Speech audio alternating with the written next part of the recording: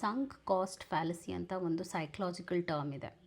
ಇದರ ಅರ್ಥ ಏನು ಅಂದರೆ, ಇವಾಗ ಒಂದು ಶೇರ್ ಮಾರ್ಕೆಟ್ನಲ್ಲಿ ದುಡ್ಡು ಕಳ್ಕೊಳ್ತಾ ಇರ್ತಾರೆ. ಆದರೂ ಅವ್ರಿಗೊಂದು ಆಸೆ ಇರುತ್ತೆ, ನಾನು ಕಳ್ಕೊಂಡಿದ್ದ ದುಡ್ಡು ವಾಪಸ್ ಬಂದ್ಬಿಡತ್ತೆ. ಸೊ ಇನ್ನೂ ಇನ್ವೆಸ್ಟ್ ಮಾಡ್ತಾ ಹೋಗ್ತಾರೆ.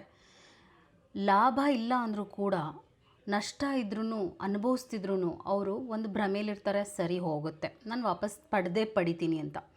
ಈ ಒಂದು ಫ್ಯಾಲಸಿ, ಈ ಒಂದು ಭ್ರಮೆ, ಈ ಒಂದು ವಿಚಾರಕ್ಕೆ ಏನಕ್ಕೆ ಒಳಗಾಗ್ತಾರೆ ಅಂದರೆ, ಅದೊಂಥರ ವೀಕ್ ಮೈಂಡೆಡ್ನೆಸ್ ಬಂದುಬಿಟ್ಟಿರುತ್ತೆ ಆ ಟೈಮ್ನಲ್ಲಿ.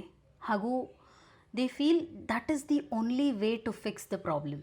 ಸೊ ಈ ಒಂದು ವಿಚಾರವನ್ನೇ ಒಂದು ರಿಲೇಷನ್ಶಿಪ್ ಹಾಕಿದಾಗ ಏನಾಗುತ್ತೆ ಅಂದರೆ, ಅವ್ರು ಹರ್ಟ್ ಮಾಡ್ತಿರ್ಬೋದು. ಕೆಲವರು ಹಣ ಕೊಡ್ತಿರ್ತಾರೆ, ಅವ್ರ ಪಾರ್ಟ್ನರ್ಗೆ ಹಣ ಕೊಡ್ತಿರ್ತಾರೆ,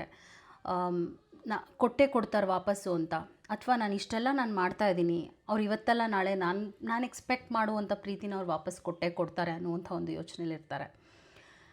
ಎಷ್ಟೋ ಜನ ಅವ್ರ ಟೈಮ್ನ ಹಾಳು ಮಾಡ್ಕೊಂಡಿರ್ತಾರೆ. ಎಷ್ಟೋ ಜನ ಅವರ ಕನಸುಗಳೇನು ಕಟ್ಕೊಂಡಿರ್ತಾರೆ ಆ ಪಾರ್ಟ್ನರ್ ಜೊತೆ, ಅದು ಕೂಡ ನನಸಾಗೋದಿಲ್ಲ. ಸೊ ಇದನ್ನೇ ನಾವೇನು ಹೇಳ್ತೀವಿ ಅಂದರೆ ಸಂಕ್ ಕಾಸ್ಟ್ ಫ್ಯಾಲಸಿ ಅಂತ. ನಾನು ಮುಳುಗ್ತಾ ಇದ್ದೀನಿ, ಆದರೆ ಒಂದಲ್ಲ ಒಂದಿನ ನನಗೆ ಒಂದು ರೇ ಆಫ್ ಹೋಪ್, ಅಂದರೆ ನಾನು ಖಂಡಿತವಾಗ್ಲೂ ಒಳ್ಳೆಯದಾಗುತ್ತೆ, ನಾನು ಇದರಿಂದ ಆಚೆ ಬಂದೇ ಬರ್ತೀನಿ. ಪ್ರಾಕ್ಟಿಕಲಾಗಿ ಯೋಚನೆ ಮಾಡೋದು ಬಿಟ್ಟು ತುಂಬ ಇಮೋಷ್ನಲ್ ಆ್ಯಂಡ್ ವೀಕರ್ ಮೈಂಡ್ ಸೆಟ್ಟಿಗೆ ಬಂದುಬಿಟ್ಟಿರ್ತಾರೆ.